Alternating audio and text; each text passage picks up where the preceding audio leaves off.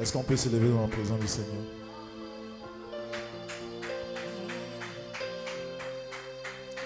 Seigneur, tu es si précieux pour moi et je t'aime, oui je t'aime, car tu m'as tant aimé. Oh, et je t'aime, oui, je t'aime, car tu m'as tant aimé. Oui, Seigneur, Seigneur, tu es si précieux. Chantons, Seigneur. Oui. Oh, c'est précieux pour moi. Oui, Seigneur. Oh, oui. Tu es. Chantons, Seigneur. Oh, oui. Adore le Seigneur. Oh. Chantons, Seigneur. Oh, oui. Et je t'aime.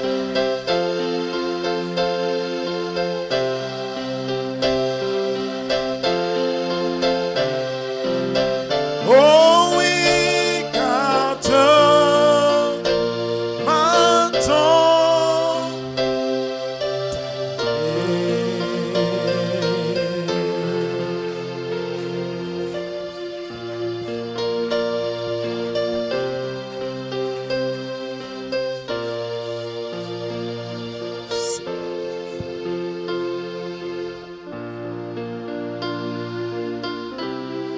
Seigneur Dieu, qui nous rassemble ici encore ce matin, nous voulons te dire merci.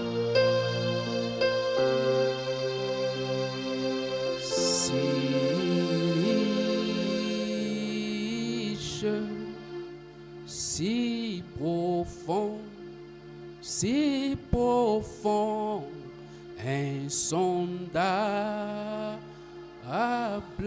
alléluia, c'est l'amour divin, divin, divin, l'amour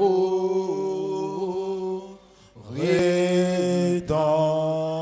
Oh oui, pour moi,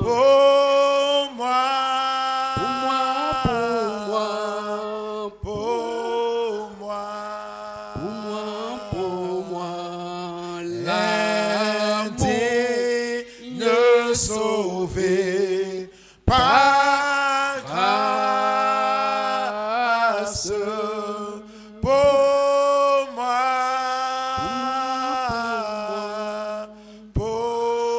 moi, alléluia, l'amour rédempteur.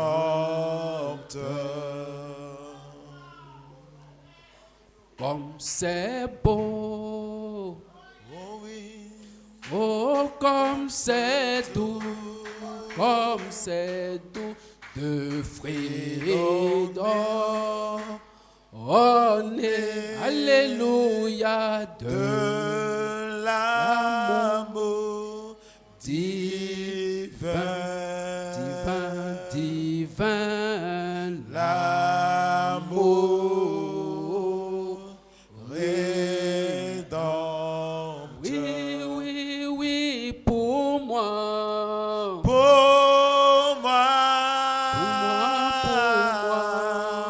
Pour moi,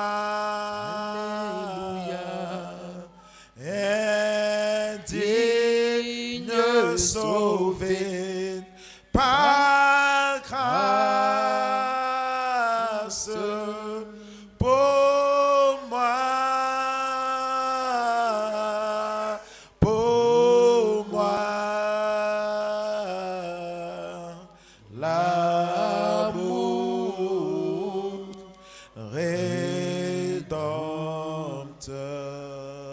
Père céleste, nous voulons une fois encore de plus ce matin te recommander tout ce moment, Seigneur Dieu.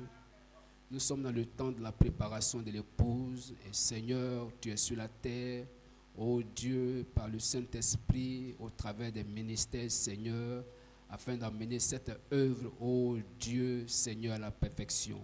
Nous voulons, Seigneur, nous abandonner à toi ce matin. Ô Dieu, enlève-moi du chemin. Et toi, Seigneur Père, qui nous a connus, ô Dieu, et qui est le grand architecte, qui, Seigneur, fait cette œuvre, viens, Seigneur, sur la scène ce matin. Oint encore, Seigneur, ô Dieu, chaque cœur. Oint encore, Seigneur, ô Dieu, mon âme ce matin. Et laisse que, Seigneur, ce soit toi qui parles de cette chair et que le cœur soit édifié, que le Saint-Esprit puisse se mouvoir, Seigneur, ce matin, dans nos cœurs à travers l'écoute de ta parole. Bénis ta parole, qu'on dit toutes choses, je te prie au nom du Seigneur Jésus-Christ. Amen. On peut acclamer le Seigneur, acclamons puissamment le Seigneur. Que Dieu vous bénisse. Nous allons prendre les Écritures. Donnons-nous des bons instants. Prenons la Bible dans le livre des Actes. Je ne sais pas si le chantre peut s'approcher pour m'aider dans la lecture. Actes chapitre 7. Je crois, à partir du verset 44 à 47. Actes chapitre 7. À partir du verset 44.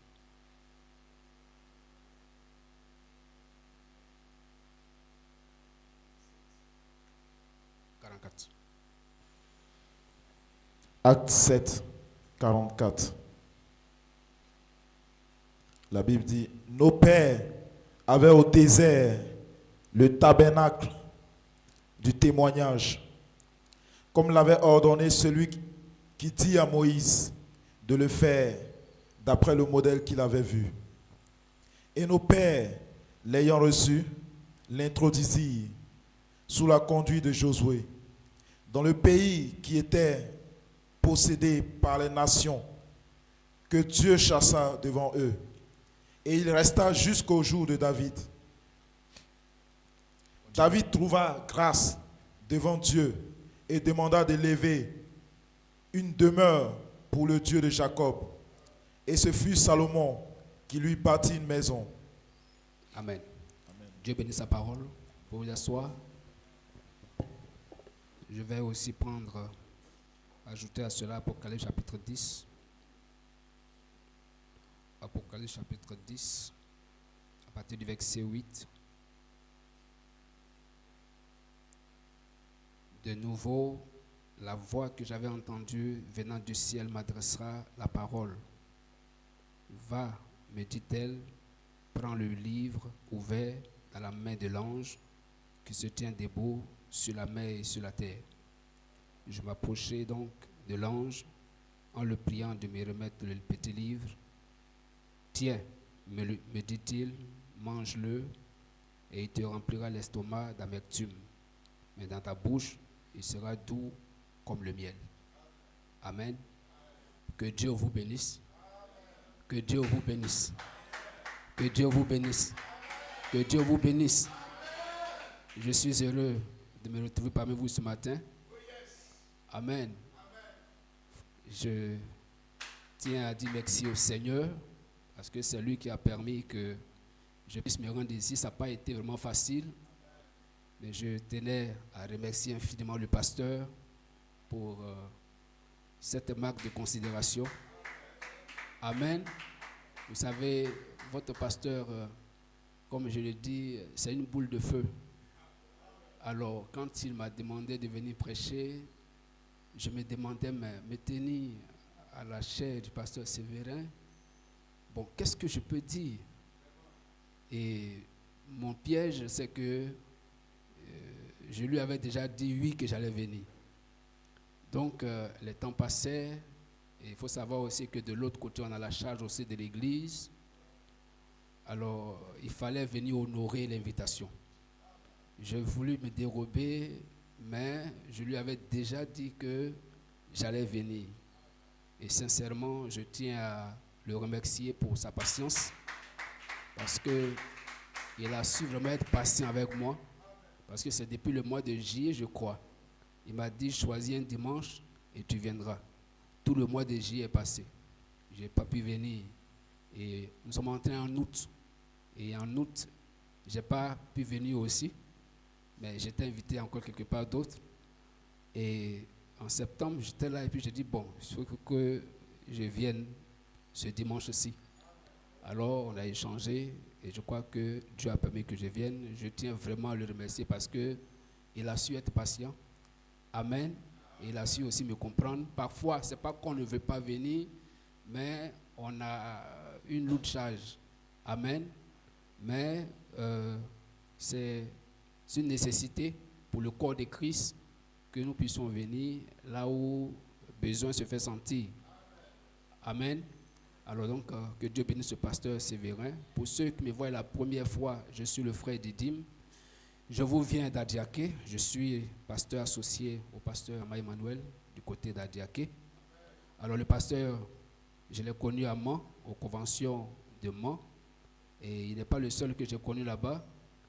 Je crois, il y a 2 ans de cela, j'ai aussi découvert un autre don, le pasteur Romain qui est ici.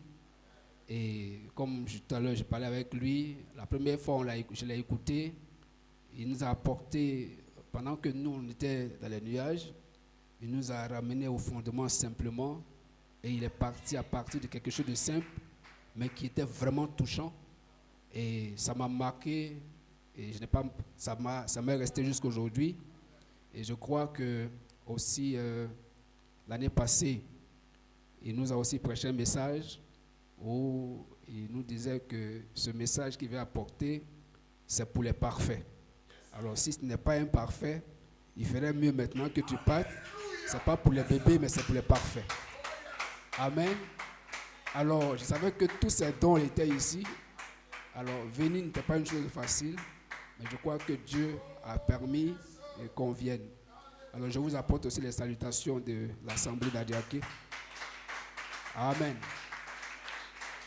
Alors sans tarder, je crois que le frère avec qui je suis venu a déjà été présenté, le frère Clovis qui m'a accompagné, que Dieu le bénisse. Amen. Alors nous allons partir dans la parole. Je crois que je n'ai pas grande chose à vous dire ici ce matin, parce que le pasteur vous dit déjà tout ici. Je n'ai pas un nouvel évangile à vous apporter. Je ne ferai que glaner dans ce que le pasteur vous apporte déjà. Amen. Je ne peux pas prêcher ici plus que le pasteur. Amen. Alors, je ne ferai que prendre un peu dans ce que vous savez déjà, parce que l'évangile, il y a un seul évangile. Amen. Et on essaiera par la grâce de Dieu de pouvoir avancer avec ce matin. Alors, le petit sujet que je veux partager avec vous, ce matin, je le tire de Actes chapitre 7. Et ce sujet-là, c'est l'introduction de l'Arche de l'Alliance dans le pays des nations. Amen. L'introduction de l'Arche de l'Alliance dans le pays des nations. C'est le petit sujet que j'aimerais partager avec vous ce matin. Mais je vais faire un grand détour avant de venir au thème. Vous êtes avec moi? Soyez là, on va décoller ensemble. Je crois que vous vous sentez bien dans la présence de Dieu. N'est-ce pas? Le meilleur endroit où on peut se sentir mieux, c'est dans la présence de Dieu. Amen. Où on peut être heureux, c'est dans la présence de Dieu, parce que la présence de Dieu apporte la joie. Amen. Alors je crois que Dieu nous bénira ce matin. Alors nous allons sortir de cette salle. Nous allons sortir de cette localité. Nous allons sortir de cette ville d'Abidjan. Nous allons faire un voyage vers notre pays. Amen. Nous allons remonter au-delà du temps. Nous allons retourner à l'éternité. Alors je crois que c'est Moïse qui a été le premier à écrire dans Genèse qu'au commencement était la parole. Mais ce que Moïse avait écrit, Moïse a vu seulement le commencement. Il parlait du commencement, mais il ne parlait pas de l'éternité. Alors, ce que Moïse avait apporté, c'était une partie de la révélation, parce que la révélation, elle est progressive. Et vous savez, Dieu, bien qu'il soit parfait, mais quand il fait une chose, Dieu part évoluant. Il part graduellement. Il part de la petite chose et il fait croître cela. C'est pourquoi il dit que de ne pas négliger les temps de faible commencement. Amen. Et Dieu part comme ça. Même dans sa création, il n'a pas commencé tout de suite par ce qui est parfait. Il a commencé tout de suite par la petite créature et il a évolué jusqu'à arriver à l'homme. Et c'est la façon de faire de Dieu. Et la révélation va évoluer, elle est progressive. Amen. Alors Dieu a laissé faire sortir cette pensée-là et que Moïse a écrit, dit au commencement était la parole. Amen. Et la parole, plus tard Jean vient, un autre prophète dans une autre saison, dans un autre temps, je vais dire, il dit au commencement, amen, était la parole. Donc avant qu'il y ait la création, Jean nous dit qu'il y avait d'abord la parole. Et la parole était avec Dieu et la parole était Dieu. Amen. Et par la parole, toute chose a été faite. Et rien de ce qui existe n'a été fait sans la parole. Alors plus tard, le messager, prophète, celui qui vient révéler la parole écrite, vient maintenant et lui il dit, il va plus loin. Vous voyez que la chose ne fait que se déballer. Amen. Il dit, avant qu'il y ait même la parole, il y avait la pensée. Mais avant même qu'il y ait la pensée, il y avait un être. Et ce être-là, c'est El Elah Elohim, celui qui existe par lui-même. Il ne peut pas avoir de pensée, il ne peut pas avoir de parole, il ne peut pas avoir quoi que ce soit s'il n'y a pas d'abord l'être. C'est l'être qui a existé et c'est lui qui a eu ses pensées et sa pensée exprimée est devenue la parole et c'est la parole qui a envoyé toutes choses à l'existence. Amen. Alors, restons là dans l'éternité. Alors, il existait ce être-là qu'on appelle El Elah Elohim, celui qui existe par lui-même. Alors, il avait en lui ses pensées. Et ses pensées étaient nombreuses. Et ses pensées, le prophète appelait cela ses attributs. Amen. Et il avait plusieurs attributs, plusieurs grands attributs qu'il voulait manifester. Vous êtes avec moi? Et c'était lui la grande fontaine d'amour. C'est en lui que se trouvait toute chose. Quand on lit Colossiens, que qu'il ne soit pas trop loin, il va m'aider à lire. Colossiens chapitre 1, à partir du verset 15, va nous dire la même chose. Vous voyez que le prophète n'a pas pris ça ailleurs. Tout est dans la parole. Amen. Colossiens chapitre 1, le verset 15 à 17. Colossiens chapitre 1, verset 15 à 17. Oui.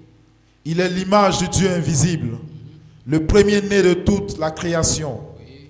Car en lui ont été créées toutes les choses qui sont dans les cieux et sur la terre, les visibles et les invisibles, trône, dignité, domination, autorité.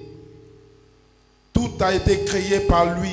Tout a été créé par lui. Et pour lui. Et pour lui. Tout était en lui. Tout était en lui sous forme de pensée. Il avait ses attributs pensés. Et toi et moi ici ce matin, nous faisons partie de ses attributs pensés. Amen. Amen. Et il était cet être-là, cette grande fontaine d'amour. Alors il voulait manifester les pensées qui étaient en lui. Vous êtes avec moi? Je sais que c'est des choses que vous avez entendues, mais restez tranquille, avançons ensemble. Nous avons quitté le temps pour retourner à l'éternité, l'origine de toutes choses. Amen. Alors, il voulait manifester des attributs qui étaient en lui. Il avait en lui l'attribut de sauveur, il avait en lui l'attribut de rédempteur, il avait en lui l'attribut de guérisseur, il avait en lui l'attribut de compatisseur. Il avait toutes ces choses-là en lui. L'être compatissant, celui qui peut compatir aux faiblesses, tout cela était en lui. Il était le pourvoyeur de tous les besoins, mais tous ces attributs qui étaient en lui devaient être manifestés, mais pour que ces attributs, cet attribut de rédempteur qui était en lui soit manifesté, il fallait que quelque chose soit fait. Amen. Il fallait un mal nécessaire. D'où est venue la pensée de la chute. Il devait avoir la chute. Parce que si Dieu est guérisseur, vous êtes avec moi? Si Dieu est guérisseur et qu'il n'y a pas de malade, son attribut, sa capacité de guérisseur ne sert à rien. Si Dieu est sauveur, qu'il n'y a pas d'être perdu, sa capacité, son attribut de sauveur ne sert à rien. Donc il fallait que des êtres soient perdus. Et cela était dans le plan divin. Il fallait que ça arrive. Vous êtes avec moi? C'est comme dans l'écriture, une fois Jésus, je crois dans Jean 9, à partir du verset 1 à 3, on ne va pas lire. Jésus était avec ses disciples et ils ont vu un homme qui était aveugle de naissance. Alors ils ont posé la question au maître. Maître, toi qui sais toutes choses, dis-nous, cet homme ici, qui est né aveugle, est-ce à cause du péché, de ses péchés, qu'il est né aveugle, ou à cause du péché de ses parents? Jésus dit, ce n'est ni à cause de ses péchés qu'il est devenu aveugle, ni à cause des péchés de ses parents, mais il est né aveugle pour que la gloire de Dieu soit manifestée. L'aveuglement, c'est un mal, la cécité, c'est un mal, mais c'est un mal pour la gloire de Dieu.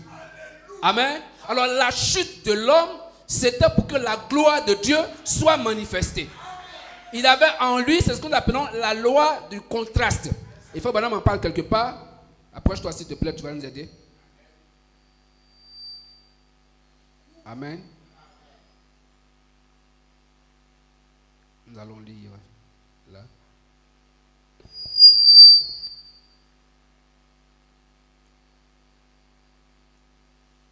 Permettez-moi. Je n'ai pas. Voilà.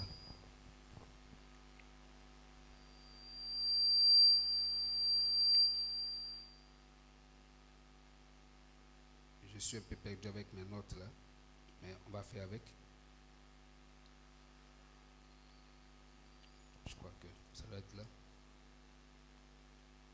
Viens.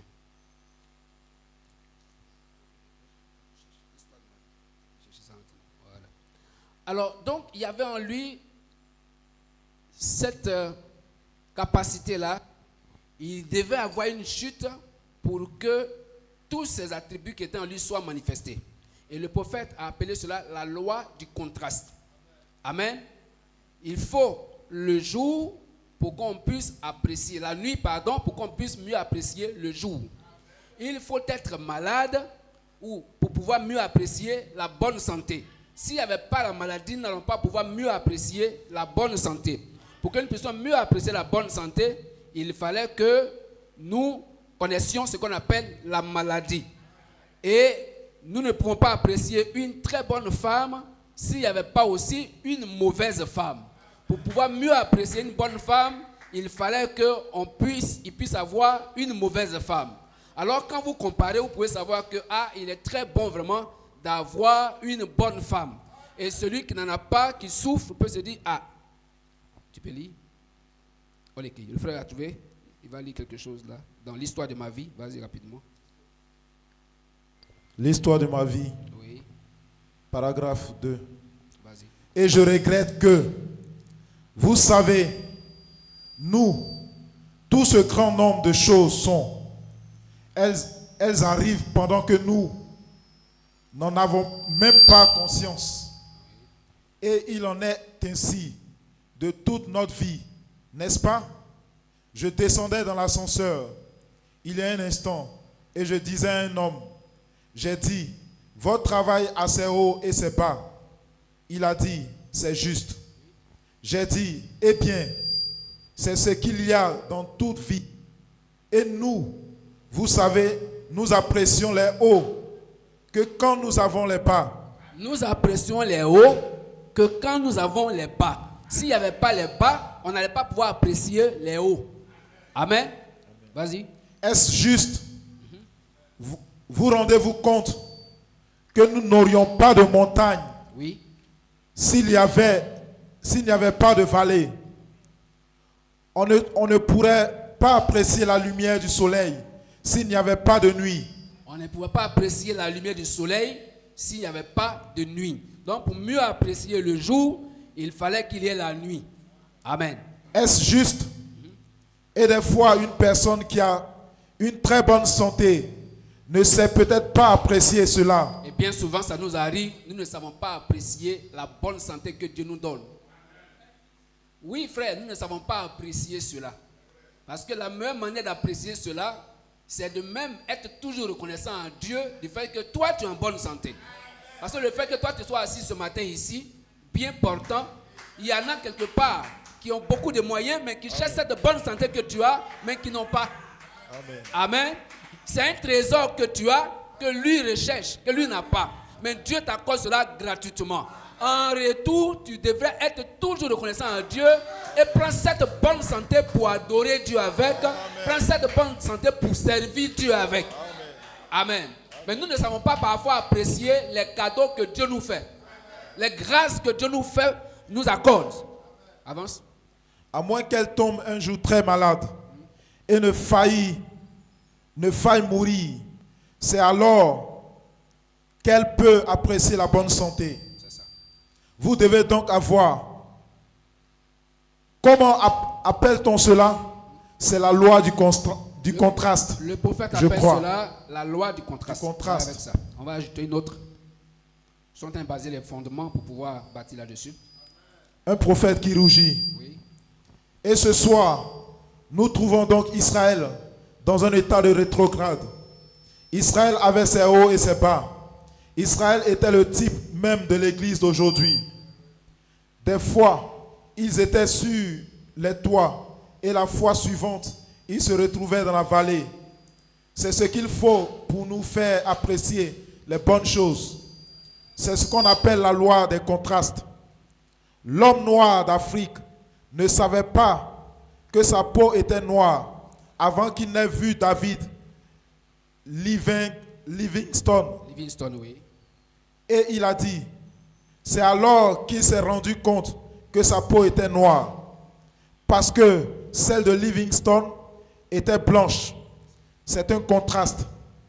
Vous ne sauriez jamais apprécier le jour si vous n'avez pas la nuit.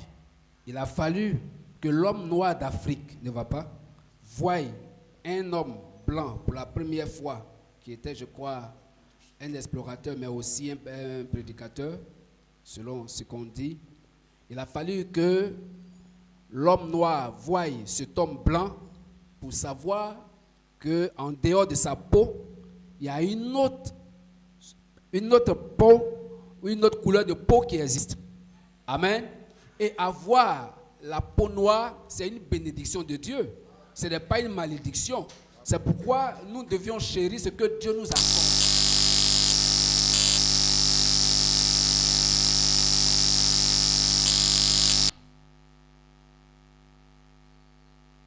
C'est bon? Amen. Alors en attendant qu'il s'occupe, on va avancer.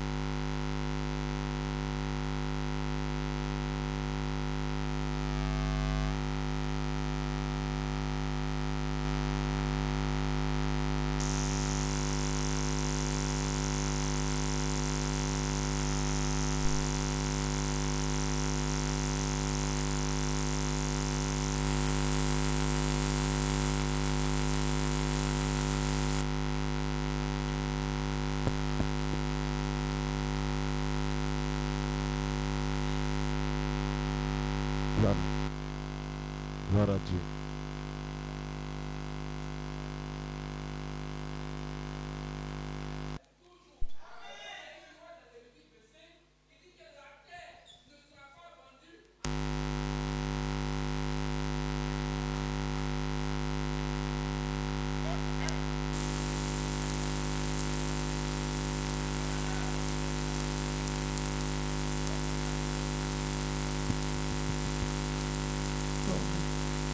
Gloire à Dieu.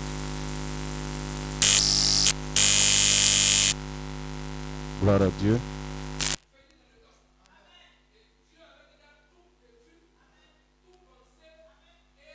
Gloire à Dieu.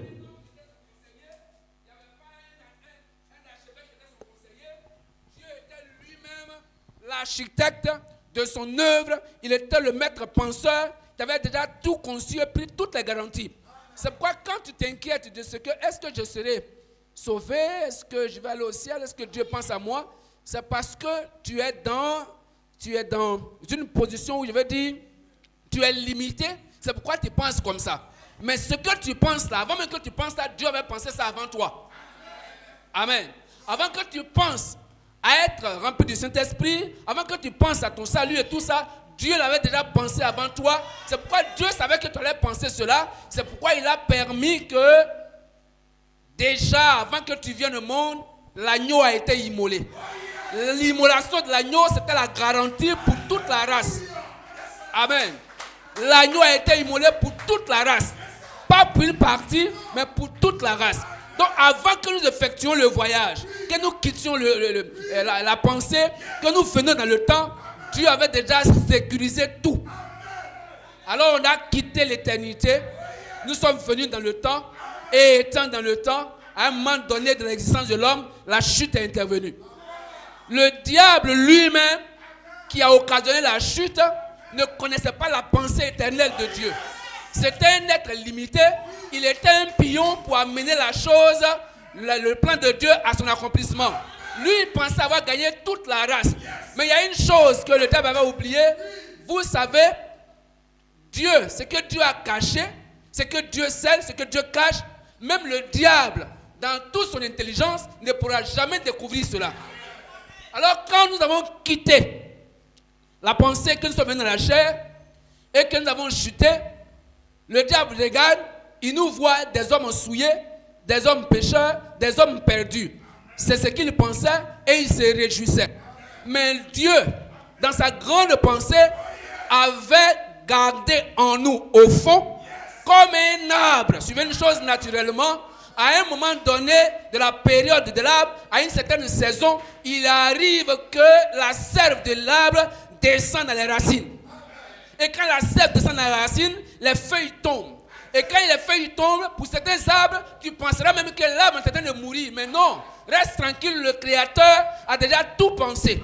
Alors quand on est venu dans le temps, nous sommes venus avec en nous une âme foi, une âme jeune de Dieu, une âme venue de l'éternité, une âme partie de Dieu. Or, en réalité, Dieu ne peut pas se perdre. Amen. Donc l'âme qui était en nous était dotée de la foi. L'âme qui était en nous était dotée d'une partie de Dieu. En réalité, quand on parle de rédemption, c'est pour la race de Dieu. Ce n'est pas pour tout le monde. C'est pourquoi on dit que Christ est mort principalement pour les croyants. Alors nous qui étions là, toujours dans l'éternité pour venir dans le temps, nous qui étions là, dans la pensée éternelle de Dieu, dans cette grande fontaine d'amour, nous avons fait un voyage. Et quand nous avons quitté cette fontaine d'amour, en descendant dans la chute, Frère Branham dit que nous avons connu d'autres formes d'amour. Je veux que le frère, laisse le micro là-bas, viens avec mon micro ici.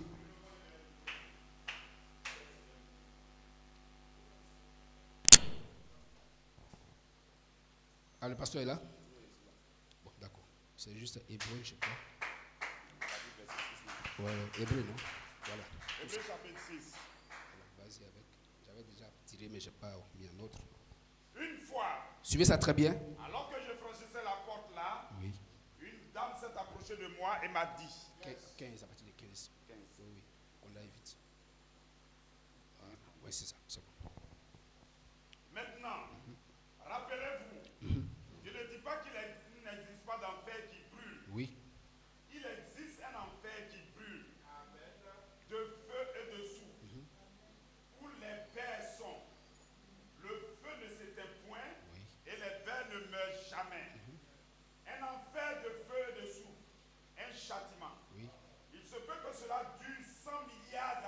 Oui. Mais il devra avoir une fin. Car l'enfer a été créé par le diable Oui. et ses anges. Oui. Et tout ce que Dieu lui-même, qui était au commencement, Avant que le pasteur avance, il dit l'enfer a été créé pour le diable et ses anges. Précision. Le diable et ses anges et leur suite. Le diable, sa sémence, ses anges, la suite. On n'a pas dit l'enfer a été créé pour la sémence de Dieu, pour la race de Dieu. Non. Jésus, en venant sur la terre, il a bien précisé. Il dit, je n'ai perdu aucun d'entre eux. Si ce n'est le fils de la perdition. Donc Dieu ne laissera jamais son attribut pensé, fils ou fille de Dieu, descendre là dans cet endroit. Dieu a tous les moyens pour empêcher que cela arrive. Avance, pasteur. et tout ce que Dieu lui-même, Oui. qui était au commencement, tout est sorti de Dieu. Tout est sorti de Dieu. Quand l'esprit même, Oui. prenons l'esprit d'amour qui était la grande fontaine de Dieu, Ah, suivez ça très bien. pur et saint. Prenons l'esprit d'amour qui était la grande fontaine de Dieu, qui est pure et sainte. De là est venu l'amour perverti. Ah, de là est venu l'amour perverti. Alors, cela est devenu l'amour humain. Après, cela est devenu quoi? L'amour humain. Puis cela est devenu l'amour sexuel. L'amour sexuel. Puis cela a donné d'autres formes d'amour. Cela a donné d'autres formes d'amour qui n'avaient rien à voir avec l'original. On viendra. Oui. Et des formes d'amour. Et des formes et des formes d'amour. Et cela a simplement continué à se pervertir Oui. pour aboutir finalement à la souillure. Pour aboutir finalement à la souillure. Oui. Mais toutes ces choses ont eu un commencement. Toutes ces choses ont eu un commencement. Et un jour, Et un jour, cela retournera carrément à l'origine et cela retournera à l'origine, qui est éternelle. qui est éternelle. Oui. Là où la convoitise, Là où la convoitise. l'amour humain, la passion Oui. humaine, la passion, Oui. toutes ces formes d'amour devront cesser. Tous ces semblants de foi Ah. devront cesser. Toutes ces formes d'amour devront cesser et tous ces semblants aussi de foi. Ah, oh là là. Gardez ces deux choses en tête, on va glaner là-dessus, on va revenir à ça. Avançons. Tous ces semblants de foi Ah, devront cesser. tous ces semblants de foi devront cesser. Oui. Il n'existe qu'une seule foi véritable. L'Écriture le dit, il n'existe qu'une seule foi véritable. Il y a un seul esprit, il y a un seul Seigneur, il y a un seul Dieu, il y a une seule foi, il y a un seul véritable amour. Amen. C'est ça la vraie chose. Le reste de là est sorti la perversion. Les différentes formes, on viendra à ça. Oui, passe. Tous les autres devront cesser. Tous les autres qui ne sont pas originaux là devront cesser. Ce sont des perversions de cette véritable fontaine. Amen. Amen. C'est bon? Dieu vous bénisse. Alors, suivons ça. Avant qu'on puisse entrer dans notre enseignement du jour, Frère Branham dit qu'il existait cette fontaine d'amour qui est le grand Dieu. Et quand il y a eu la chute, en descendant, comme la terre, dès le départ, quand Dieu a fait cette terre, Frère Branham dit que la terre est sortie du soleil. Puis la terre a connu aussi la chute. Et la terre, en chutant, elle s'est totalement éloignée du soleil et c'est devenu une boule de glace. Vous êtes avec moi? Et après, le Logos est venu pour prendre cette terre et la rapprocher du soleil. Amen. Et quand il a rapproché du soleil, alors la glace s'est décongelée, c'est devenu l'eau partout. Alors, on dit, l'écrivain écrit, il dit la terre était informe et vide. Ce n'est pas la forme que Dieu voulait. Dieu, en créant la terre, Dieu voyait un jardin d'Éden. Dieu, en créant la terre, Dieu voyait une terre habitée par toutes sortes de plantes, par les animaux et tout ça. C'est ce que Dieu voyait. Dieu ne voyait pas une terre remplie d'eau, amen, chaotique, non. Mais Dieu voyait quelque chose d'autre. Alors, quand la terre a chuté, que la terre est arrivée à ce niveau-là, la Bible dit, et le messager dit, le Saint-Esprit est venu sur cette terre-là, amen, faisant couver la terre. Il dit, le Saint-Esprit était en train de dire de bonnes paroles à la terre, travaillant, parce que sous cette terre où il y avait les eaux et les ténèbres, en dessous, tout à fait en dessous, se trouvaient les semences. Et pour que ces semences soient manifestées, il fallait que le Logos vienne, que le Saint-Esprit vienne couver cette terre pour que le chaos soit enlevé et que la chose merveilleuse qui est dedans puisse apparaître. C'est la même chose qui est arrivée aussi pour nous, pour toi et moi. À un moment donné, quand nous avons quitté cette grande fontaine d'amour, alors nous sommes tombés dans des formes d'amour. L'amour philéo. L'amour qu'on a pour sa femme. Cet amour-là peut m'amener même ce matin à donner un coup de poing à un frère ici. Si jamais il met même la main sur ma femme. Cet amour peut m'amener à pouvoir faire palabre à quelqu'un s'il dit du mal de ma femme. C'est un amour perverti. Nous avons connu plusieurs autres formes d'amour. C'est pourquoi tout ce que vous voyez ici aujourd'hui, de grand amour, de ce grand être qui est la grande fontaine d'amour, amen, en s'éloignant de lui et en descendant, alors d'autres formes d'amour se sont créées et on va jusqu'au dia de la souillure où l'homme et l'homme vont ensemble et disent ils s'aiment. Jusqu'à ce qu'on arrive au stade où femme et femme sont ensemble et disent qu'ils s'aiment. Ce n'est pas de l'amour, c'est de la souillure. Amen. Mais pendant que ces gens font ça et que les jeunes gens, même pas encore mariés, hors de la famille, des liens de la famille, se retrouvent dehors là, au collège, au lycée ou à l'université, commencent déjà à une relation hors mariage. Et ils disent qu'on s'aime. Ce que vous avez là, c'est la perversion. Ce n'est pas ça l'amour. Amen. Ce n'est que la chute qui a occasionné toutes ces choses-là. Amen. Et on a toutes sortes d'amour, de choses qu'on a sur la terre. On appelle cela amour, et l'amour est chanté, l'amour, on parle de l'amour est écrit et tout ça. Les gens écrivent des livres, tout ça. Mais en réalité, les gens ne savent pas de quoi ils parlent. Parce que le vrai amour, le véritable, amen, c'est Dieu. Et c'est nous qui sommes sortis de là. C'est pourquoi Dieu vient pour nous ramener là. Amen. Alors, aussi de l'autre côté ici, il n'y a qu'une seule foi.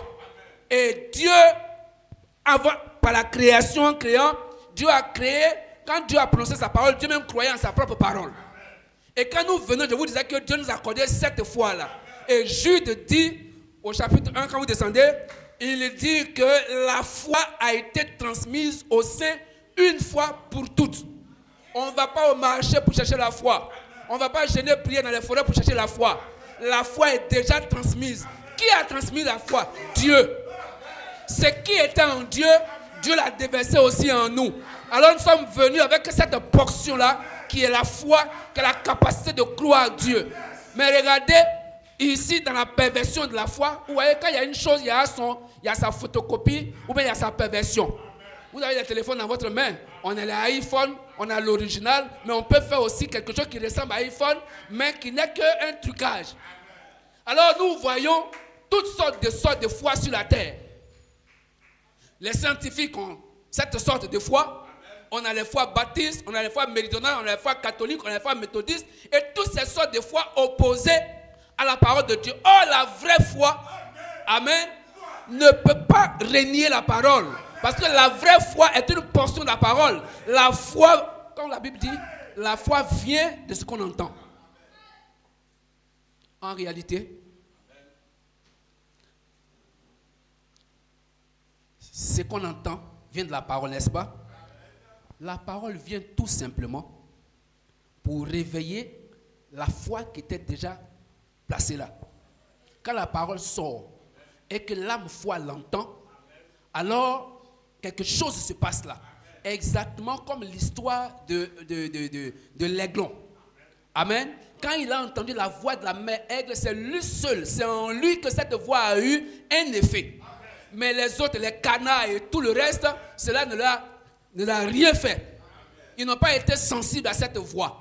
Alors, les semences de Dieu qui ont la foi en elles, amen, c'est eux-là, quand la parole de Dieu vient, ils peuvent capter et recevoir cela.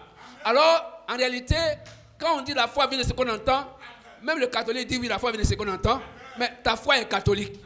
Il dit la foi vient de ce qu'on entend, mais ce qu'on entend là, Ce n'est pas ce qui est dans le livre. Vous entendez autre chose. Oh, il y a un seul son. Il y a une seule clochette. Il y a une seule trompette. Il y a une seule voix. Il y a une seule parole. Et la foi reconnaît la parole. Quand elle entend et dit, ça c'est la parole de la vérité. Je crois à cela. Parce que nous venons de la parole. Et nous sommes venus ici, même étant pervertis. Mais le fond est resté. Amen. Le fond de Dieu est resté en nous.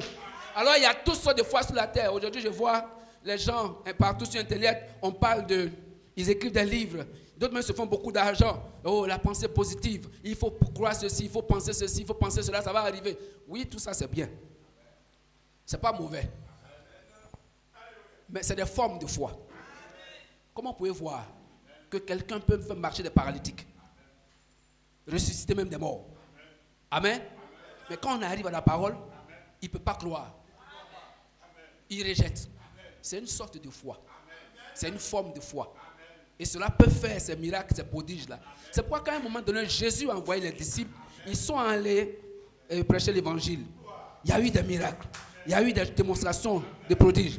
Ils sont venus heureux. Mais parmi eux, il y avait un démon. Même le démon se réjouissait. Alors Jésus dit attention. Ne vous réjouissez pas parce que les démons vous sont soumis.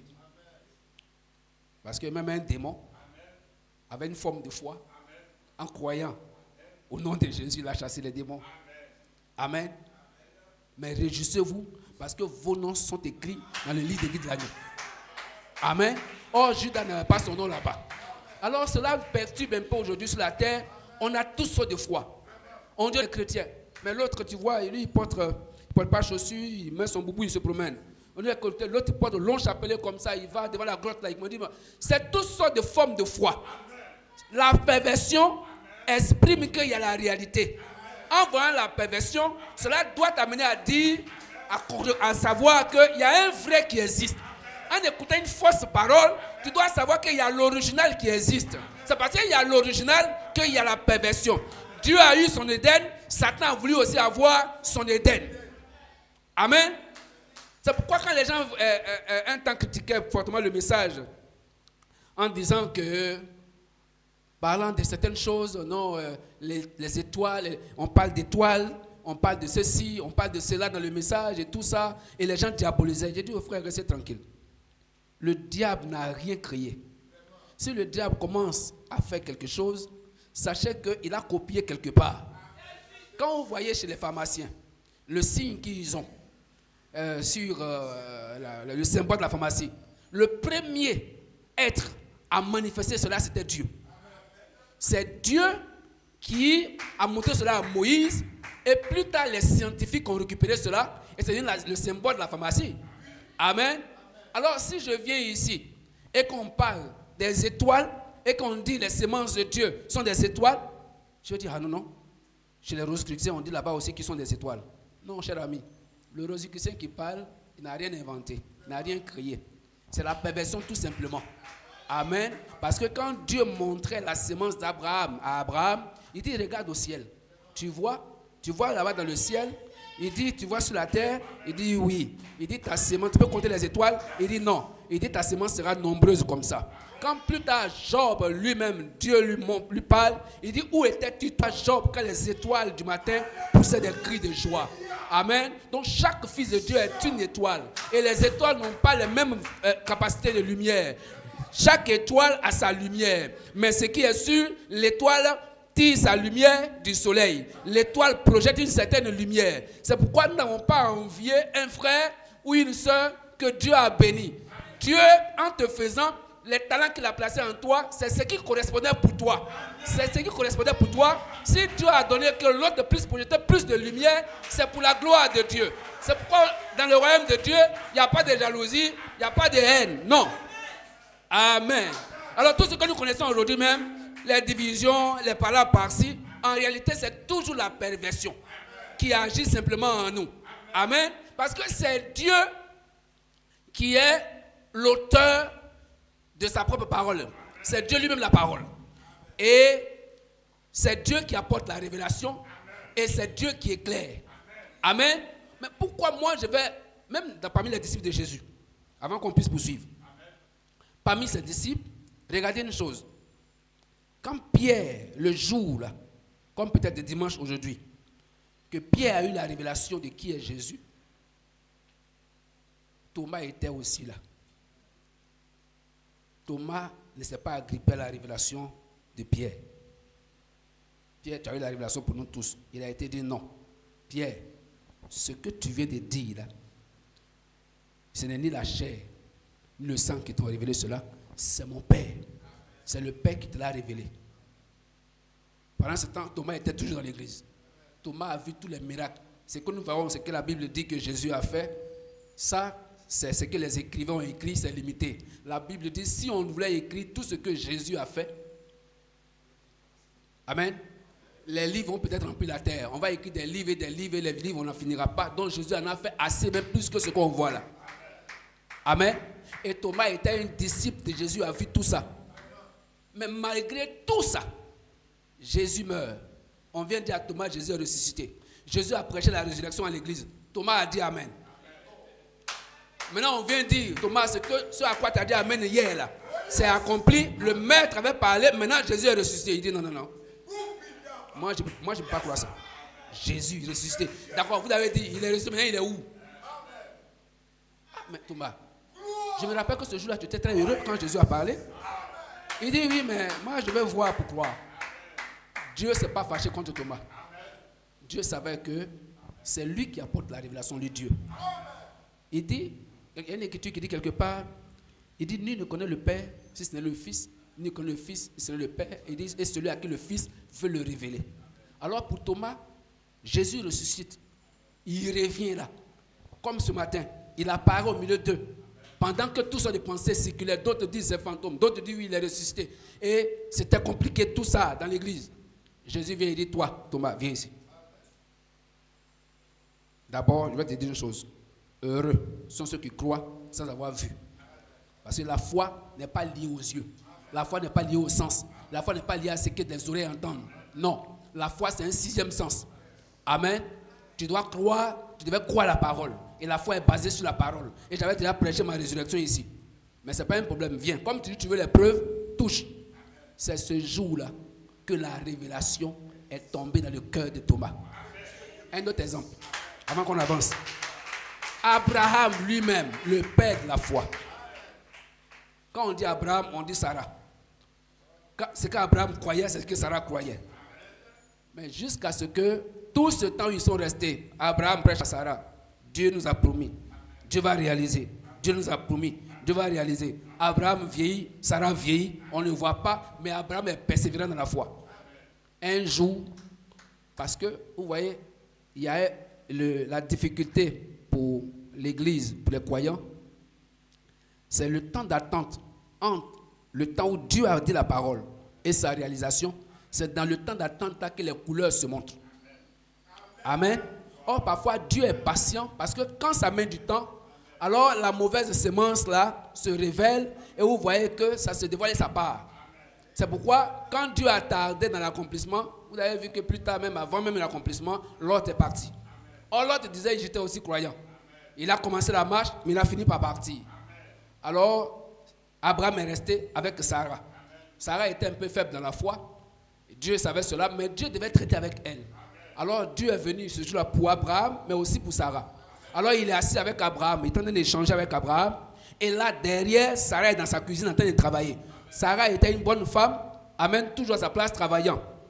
Abraham lui a dit, va rapidement. Elle n'a pas murmuré, elle a fait carrément, elle travaillait.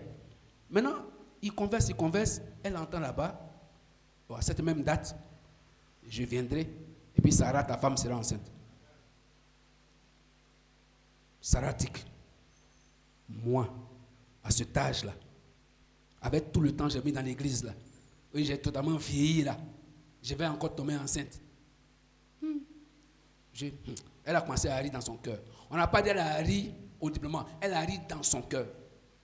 Et Elohim saisit ça et dit, pourquoi Sarah a ri? Son cœur est coupé, parce qu'elle ne peut pas penser que l'homme qui est là-bas, de l'autre côté, qui n'est pas là où on est, peut même voir ce que j'ai pensé dans mon cœur. Elle a vu que ce n'est pas un homme ordinaire. Amen. C'est là, ce jour-là. C'est vrai que Sarah a cru tout ce temps, mais ce jour-là, c'était un bonus, c'était une expérience pour Sarah. Amen. Une expérience qui a boosté la foi de Sarah. Elle a compris que tout ce qu'Abraham racontait ici, là, ça ne venait pas de l'homme, ça venait de Dieu. Amen. Alors si tu es là, que ta foi est même vacillante et faible, reste tranquille. Continue à venir. Viens toujours. Dieu a placé le ministère ici pour toi. Et c'est Dieu qui utilise le ministère. Continue à venir. Même si tu ne comprends pas, viens. J'avais à Diaké une soeur qui avait cru la parole. Je crois qu'elle était professeure au lycée. Alors en ce temps, il y avait plusieurs croyants qui étaient venus en même temps. Plusieurs. Alors, je les réunissais après le culte comme ça dans une maison d'un frère. C'était des familles qui étaient venues, tout ça. Alors, je les réunissais et puis je les exhortais. C'était des nouveaux croyants. Je les faisais faire asseoir ce qu'on appelle questions-réponses. Ils posent des questions en ce moment. Ils sortaient de la dénomination, donc il y avait beaucoup de questions dans leur pensée. Ils posent des questions, ils posent, on répond et tout ça. Et au fur et à mesure, les questions ont commencé à diminuer. Maintenant, il y avait une sœur là, celle qui partait au lycée. Alors, cette sœur là, sa venue me était très bizarre. La première fois que je l'ai rencontrée, j'étais avec un diacre qui est maintenant dans la gloire, qui est décédé. Alors, on est allé chez elle. Quand nous sommes arrivés chez elle, elle pose toutes sortes de questions. On s'est entretenu avec le diacre est rentré sur Abidjan, je suis resté là. Elle m'a invité une fois, je suis parti. Tu parles, va te poser toutes sortes de questions sur Dieu, mais elle ne vient jamais à l'église. Moi aussi, je ne faisais pas de problème pour ça. Une autre fois, elle m'invite, je parle, elle pose plein de questions, mais elle ne vient pas à l'église. Frère, la sémence de Dieu, Dieu sait comment traiter pour la faire venir. Un dimanche comme aujourd'hui, je viens à l'église. En ce moment, on était dans un endroit où on louait une salle, pas où on est aujourd'hui. Alors je regarde, il y a plusieurs escaliers comme ça. Je monte l'escalier, je regarde, je vois la femme là, la soeur est assise là. Je me suis posé la question, mais qu'est-ce qui a envoyé celle-là ici aujourd'hui? Frère, elle est entrée là, elle n'est plus jamais repartie. Mais ce qui m'a marqué, c'est sa transformation. Elle venait là, elle avait ses collants qu'elle portait, ses bouts d'oreilles. Alors, quand elle venait à l'église, elle enlève ses bouts d'oreilles. Quand elle repart au lycée, elle met ses bouts d'oreilles. Quand j'ai appris, elle dit, sœur, si tu aimes tes bouts d'oreilles, porte-les. Si tu aimes tes collants, porte-les. Viens écouter la parole. Quand Dieu va agir dans ton cœur, les bouts d'oreilles tomberont seuls. Les pantalons tomberont seuls. Mais si je te mets sur un canal de la loi, parfois ça ne marchera pas. Parfois, il y en a pour eux pour un temps. Et après, la vie prend la relève et ça va tout seul. Amen. Et elle est restée là et la parole est entrée jusqu'à faire. Elle a été totalement changée. Et son mari, c'était un homme très intellectuel. Alors, lui, il combattait pour l'enlever de la parole. À un moment donné, il a tout fait pour qu'elle soit affectée dans une autre ville. Pensant qu'en quittant là-bas, bon, c'est terminé. Ils sont allés dans une autre ville. Mais étant dans la ville là-bas, la sœur quitte tous les jours dimanche au culte. Tous les jours, quand on dit quand la prédication passe comme ça, elle est connectée, elle suit. Au fait, quand la sémence est entrée, c'est entré. Amen. Alors, soyez patients, continuez de croire et d'avancer. Alors, venons à ce qu'on disait. Donc, il y a une seule foi, il y a un seul amour. Amen. Il n'y a pas deux sortes de foi, il n'y a pas deux sortes d'amour. Il y a une seule foi, il y a un seul amour. Et la seule foi, on a en Dieu et dans ses attributs. L'amour aussi divin dont on parle, on a en Dieu et dans ses attributs. Tout le reste là que les gens font, ça passera. Alors je tenais à vous dire tout à l'heure, même les scientifiques, quand ils font des recherches, il faut croire en ce qui, même l'électricité que vous avez ici. Celui qui a fait, qui nous a permis d'avoir l'ampoule électrique, je crois que c'est Thomas Edison. Mais quand on parle de lui, on dit il a essayé encore, et encore, et encore. Il a fait beaucoup d'échecs, mais il y avait quelque chose dans son cœur qui lui disait que c'était possible qu'on puisse faire passer l'électricité dans un fil pour que ça donne cette lumière-là. Alors, comme il y croyait, alors il n'arrivait pas à se tenir du sommeil. Il échouait, mais il continuait. Jusqu'à ce que ça a donné ce résultat qu'on a aujourd'hui, ça a donné la caméra qu'on a aujourd'hui et tout le reste. Amen.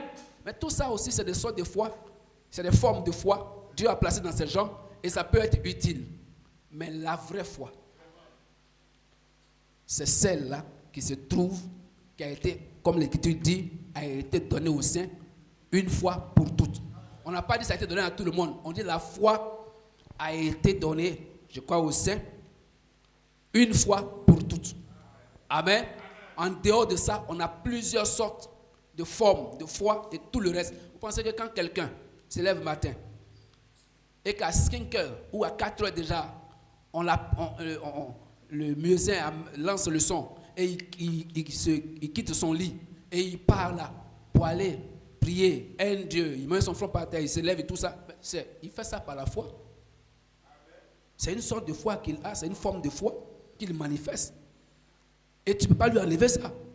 Oui, il fait ça parce qu'il ne vient pas de l'original. C'est la foi pervertie. Et il doit continuer comme ça dedans. Tu vas prendre un homme ou une femme qui va là du matin au soir, pleure devant une grosse que quelqu'un, un homme a fait. Il pleure, elle pleure là, pensant qu'il est en train de parler à Dieu. C'est une forme de foi. Tu vas lui présenter la vérité, il ne peut pas croire. Amen. Mais toutes ces formes de foi, comme le pasteur a dit tout à l'heure, le prophète dit que tout ça va finir par disparaître et on va retourner à l'original. Alors, descendons dans notre enseignement du jour. Amen. D'où l'importance de la venue de Malachie 4. Je vous enverrai, dit le prophète, pour ramener le cœur des enfants à leur père. Alors, commençons notre histoire de ce matin. Pardonnez-moi, je sais que j'ai déjà pris un peu de temps, mais je ne serai pas trop long. Supportez-moi juste un peu. On va développer deux pensées. Amen.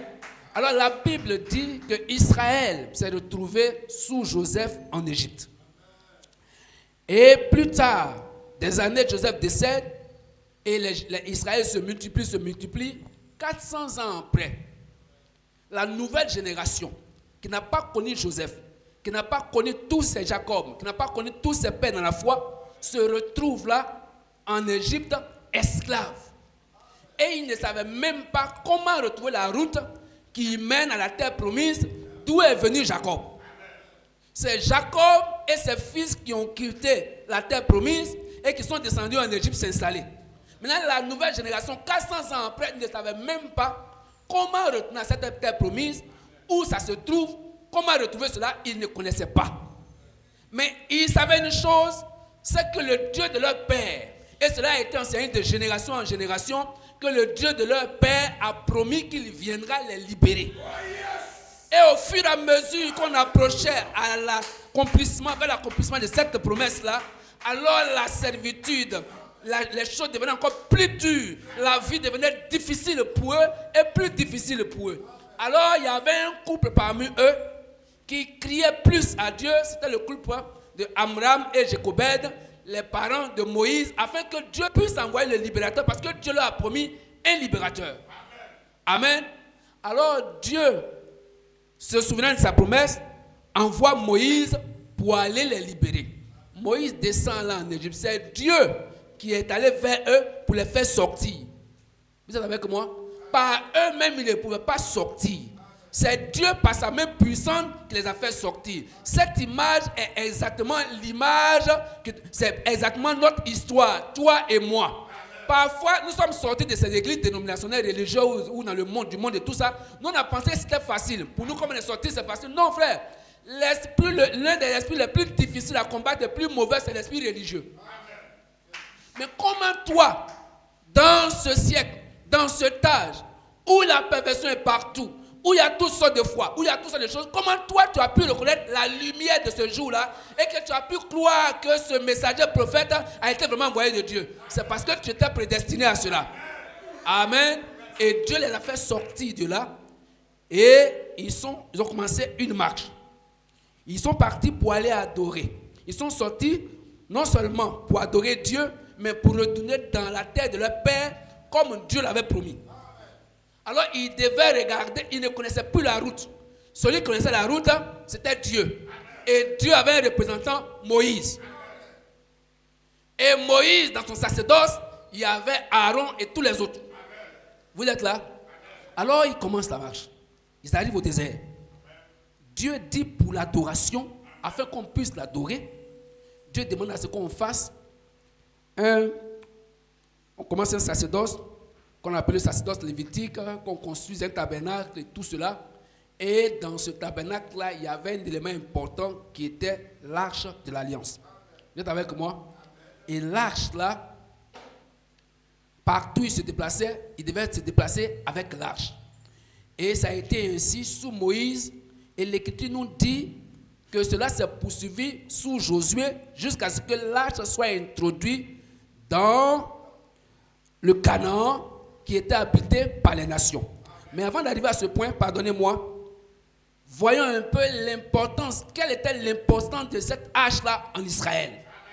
La Bible dit pour la première fois qu'on a vu David danser en public, jusqu'à être scandaliser l'une de ses femmes, ou je crois sa femme, la femme de, comment s'appelle, la fille de Saül. Elle était scandalisée. Elle dit, mais comment se fait que toi, David, un grand roi, tu puisses danser comme ça, comme un gamin, à cause de l'arche, ou devant tout un peuple comme ça. David ne voyait pas simplement le symbole de l'arche qui était là comme représenté, la représentation de l'arche qui était là, mais David voyait au-delà de cela, il savait ce que représentait l'arche pour lui et pour Israël. Amen. Alors il pouvait danser de tout son cœur, de toute son âme, et il a dit à cette femme, si je suis roi, et que Dieu a laissé ton peuple me choisir comme roi, c'est grâce à Dieu que je suis roi. Alors si l'arche qui typifie, qui symbolise, qui représente le Seigneur est ici, c'est l'être là qui m'a fait roi là, c'est devant lui que je danse. Amen. Je n'ai pas profané, j'ai dansé devant celui qui a fait de moi ce que je suis. C'est pourquoi quand vous venez dans la présence de Dieu, vous devez danser, vous devez vous réjouir, vous devez être heureux parce que c'est lui qui a fait de vous ce que vous êtes. Même frère, le fait même que tu portes même pas un pantalon, parfois les croyants se font misérables dans leurs pensées. Non, quand il regarde l'autre là-bas, il apprécie parce que l'autre a ceci, a cela. Non, frère. Amen. Dieu, c'est Dieu qui bénit. Et il accorde à chacun selon son propre désir. Tu n'as pas envié l'autre. Tu peux commencer aujourd'hui avec une chemise, demain il peut t'accorder plus. Pas envier quelqu'un d'autre, non. Alors, revenons à notre histoire. David, ce jour-là, a fait quelque chose qui a étonné cette femme. Et elle a parlé contre. Et Dieu n'a pas aimé cela. Et la Bible dit que Dieu a frappé cette femme de stérilité. Elle n'est plus jamais devenue, n'a jamais donné d'enfant. Elle est morte sans avoir été mère. Pourquoi? Parce qu'elle a méprisé. Amen. L'acte que David a posé. Il faut pas dire que c'est l'attitude qui compte. Votre attitude vis-à-vis de Dieu produira les résultats qui vont avec. C'est pourquoi vous devez avoir une bonne attitude dans la présence de Dieu. Ne méprisez jamais un serviteur de Dieu, ni un enfant de Dieu, parce que vous ne savez pas ce qui se cache derrière. Vous risquez de penser pouvoir toucher à l'homme, or en touchant à l'homme, vous touchez à Dieu. C'est pourquoi si tu n'as rien à dire, il faut te taire, reste tranquille. Amen. Toujours concernant l'arche, montrant comment cette chose était vraiment sacrée en Israël, David un jour, étant inspiré, mais mal inspiré ce jour-là, c'est pourquoi c'était un manoir béni, mais parfois l'inspiration, il faut faut toujours vérifier avec la parole consultée de Dieu. David n'a pas consulté de l'Éternel, il est allé avec une bonne pensée, il a pris l'arche, il a mis sur un char neuf, et allé, les gens commençaient à se réjouir, il y avait l'onction, il y avait la joie et tout ça, mais c'était en dehors de la parole de Dieu. Et voilà que quand on commence mal, ça va toujours mal finir. Alors Uza, qui n'était pas un homme habilité à même s'approcher de là où toucher l'arche, pendant que là, ils étaient dans ce temps de fête-là, l'arche s'est penchée comme ça allait tomber. Il a voulu aider l'arche pour ne pas que ça tombe. Il a voulu aider Dieu. On n'aide pas Dieu. Il a voulu faire, Dieu l'a frappé. Quand Dieu a frappé, David regarde et dit, ah, il y a quelque chose qui ne va pas. Comment dans un temps de joie, comme celui-ci, et puis maintenant, voilà quelqu'un qui meurt. Pourquoi? Parce que la manière dont c'était fait, ce n'était pas correct. La manière correcte, c'est que l'arche, depuis que Dieu l'a envoyé, était transportée sur l'épaule des sacrificateurs. Amen. Pas sur un char neuf. Et jusqu'à aujourd'hui, l'arche est toujours transportée sur l'épaule des sacrificateurs. Vous croyez ça? On va en venir, ne vous en faites pas. Amen. Alors, une autre histoire, toujours pour vous montrer l'importance de cette arche-là en Israël, c'est l'histoire d'Élie le sacrificateur. Élie le sacrificateur, le jour où il a été frappé de mort, il est mort, Il était assis, étant aveugle, étant devenu vieux. Vous connaissez l'histoire, vous pouvez lire cela dans 2 Samuel, je crois 6, à partir du verset 12. Alors quelqu'un est venu à lui et lui a dit que l'arche de l'Éternel, qui constitue la gloire de l'Éternel en Israël, qui est la gloire de l'Éternel en Israël, l'arche a été dérobée. Quand Élie a appris ça, la Bible dit qu'Élie est tombé à la renverse et sa nuque a été rompue et Élie est mort. Parce qu'en réalité, frère, qu'est-ce que la sacrificature sans l'arche? Qu'est-ce qu'un sacrificateur sans l'arche? Qu'est-ce qu'un ministre de l'évangile sans Christ? Qu'est-ce qu'un don sans Christ? C'est Christ qui utilise le don. Christ, c'est comme ce micro-ci. Le micro ne peut pas émettre s'il n'y a pas un être derrière. Amen. C'est pourquoi quand Élie a appris ça, Élie a vu que c'était terminé. Et dans la même période, la Bible dit que sa belle-fille aussi, qui était enceinte, ayant appris la nouvelle que l'arche a été emportée, amen, elle a accouché de... Elle a fait, comment on appelle cela? Oui, l'écriture donne le thème là qui m'échappe un peu. Les contractions ont commencé sur place. Pourquoi? Et quand elle a mis au monde, elle dit que elle a appelé l'enfant, elle a donné le nom de Ichabod à l'enfant, disant que la gloire n'est plus, la gloire de l'Éternel a quitté Israël. Donc l'arche symbolisait, amen, l'arche en Israël, c'était la gloire de Dieu en Israël. Et frère Branham nous dit, dans, je crois, Docteur Moïse, on va passer là-dessus, il dit l'arche typifie la colonne de feu. L'arche typifie le logos. L'arche typifie Christ. Donc l'arche dont nous parlons ce matin, ce n'est pas l'arche symbole qui était là-bas, mais ce symbole-là, c'était le type, la représentation de Christ. La réalité, c'est aujourd'hui. Et dans la réalité d'aujourd'hui, amen, l'arche, c'est Christ. Alors, le premier point que je vais vous faire voir ce matin dans notre enseignement, c'est que la Bible dit que l'arche a été introduit dans la terre des nations. Or, remarquez une chose, cette terre des nations où l'arche a été introduite par Josué, sous Josué, cette terre des nations était d'abord habitée par des ennemis d'Israël. N'oubliez pas ça. L'arche a été introduite sur une terre préalablement habitée. Et habitée par qui? Par des ennemis d'Israël. Les Cananéens, les Phérésiens et tous les autres qui étaient prêts à combattre pour leur terre. C'est sur cette terre-là que l'arche a été introduite. Donc l'arche part là où il y a d'abord préalablement une habitation. Un autre type, une autre image pour qu'on puisse comprendre. La Bible dit du temps de Daniel, Daniel avait une vision. Il dit, il avait une statue, il avait une pierre qui s'est détachée sans le secours d'aucune main et que cette pierre est venue frapper cette statue-là. Et là où se trouvait la statue a été totalement ôtée. Alors, la pierre qui s'est détachée sans le secours d'aucune main qui est venue là, est devenue une montagne. Tout ça typifiant toujours Christ. L'arche descendant là, partout. Suivez cela, la pensée c'est ça. Partout on parlera de l'arche, voyez Christ. Amen.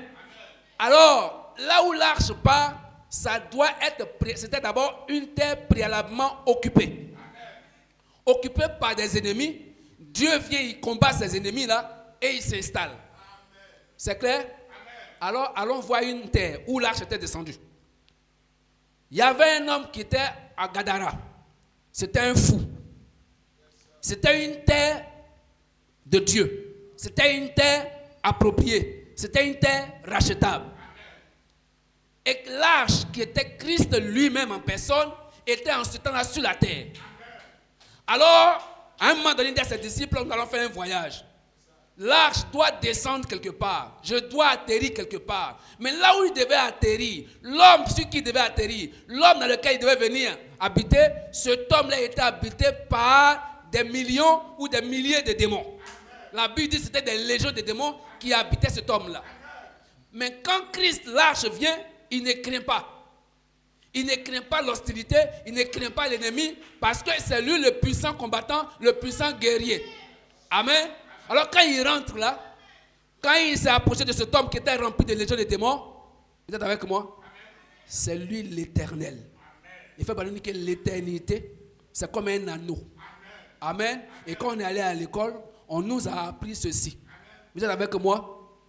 On nous a appris en mathématiques qu'il y a un chiffre qui a la forme d'un anneau. Et ce chiffre-là, c'est 0. Alors, n'importe quel chiffre que tu vas prendre pour multiplier, quand tu multiplies par 0, ça revient 0. Alors, il y avait dans ce temps beaucoup de démons. Mais comme l'éternité, l'arche, Christ était venu sur cette terre-là, quand il s'est approché, tous ces légions de démons sont tous partis. Il a été libéré et la terre a été habitée par l'arche qui est Christ. Est-ce qu'on suit ce matin? On suit ma pensée? Ne vous en faites pas. Abraham, dont on parlait tout à l'heure, je prends des exemples, pêle-mêle, à qui on a promis d'avoir une grande postérité. Abraham était une terre occupée, habitée par la stérilité. Il y avait un problème à Abraham, Abraham était stérile. Et Christ, Dieu, lui promet de lui accorder des enfants, de nombreux enfants. Mais l'homme à qui on promet des enfants là, il est stérile. Comment ça va se faire? Dieu ne craint pas. C'est pourquoi quand l'arche, Christ, on suit la pensée, est descendu ce jour-là, Elohim en personne est descendu chez Abraham, il n'a pas regardé la stérilité d'Abraham. Amen. Il a changé la stérilité en fécondité. C'est pourquoi si tu as la grâce que Christ entre dans ton cœur, toute stérilité, que ce soit physique ou spirituelle, disparaisse. William Branham lui-même, l'homme par qui le troisième poule a été manifesté, qui était l'habitation de l'arche de Dieu, qui était habité par Christ, au préalable, c'était une terre habitée par la colère. C'était un homme très, très, très colérique. Sorti d'une famille très colérique et buvait d'alcool et tout cela. Mais c'était une terre de Dieu. Et autant marqué, Dieu lui-même est descendu là, a récupéré cet homme, a changé cet homme et est devenu le lieu d'habitation de Dieu. Et il est parvenu jusqu'à manifester le troisième poule. L'église de Dieu aujourd'hui, à qui la promesse est faite, devait devenir sans tache ni ride irréprochable. Amen. Cette église-là ne peut pas être autrement. C'est pourquoi si toi tu es ici ce matin, ou même tu es venu à ce message, même pas ce matin, tu es venu à ce message étant déjà saint, parfait, je crois que le pasteur n'a pas besoin de toi.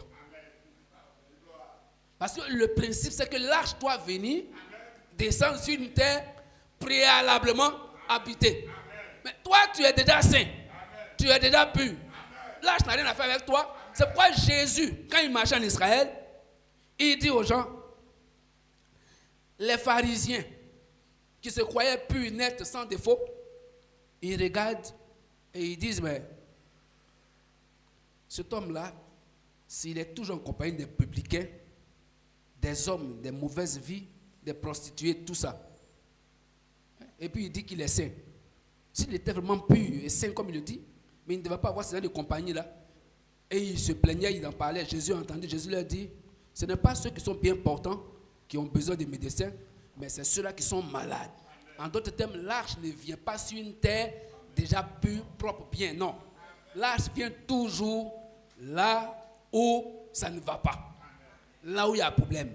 C'est pourquoi nous étions dans le monde, nous étions buveurs d'alcool, nous étions dans le monde, nous étions fumeurs de cigarettes, nous étions dans le monde, nous étions drogués, nous étions tout ce que nous étions, mais Christ nous a appelés.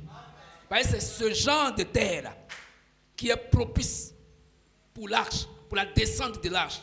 Vous êtes avec moi? L'arche a été introduite dans le pays des nations. Maintenant, avançons un peu dans notre pensée pour pouvoir descendre et finir. Ne vous en faites pas, je vais vous libérer. Vous voyez, c'est ce qui est difficile avec parfois l'enseignement. Amen. Ça rend les choses longues. Et nous, on est un peu habitués. Pardonnez-moi. Parfois, on va, on revient, on tourne là, on remonte. Ben, je crois que vous me suivez. Amen. Alors, je vais lire une chose, je ne sais pas si je peux retrouver cela, ça sera ma dernière citation, parce que laissez-moi le trouver. Si je ne trouve pas, je vais citer. Tout ça se trouve dans mon téléphone, mais le temps de chercher, ça sera long. Alors, Frère Branham disait une chose, je crois que c'est dans Docteur Jésus. Et c'est la pensée avec laquelle on va chuter ce matin. il disait que l'écriture fonctionne en cycle. Vous êtes là? Il dit l'écriture fonctionne en cycle. Et je veux vraiment lire ça pour qu'on puisse voir la chose, si je pouvais retrouver. Celui qui a fait mon tirage ne m'a pas remis ça à temps. C'est en venant ce matin que j'ai récupéré, donc je pensais pouvoir me retrouver ici. C'est une chose que je veux qu'on lise et on va chuter avec ça. J'espère que vous comprenez la pensée. Que Dieu vous bénisse. Pasteur, je vais vous donner un peu de travail.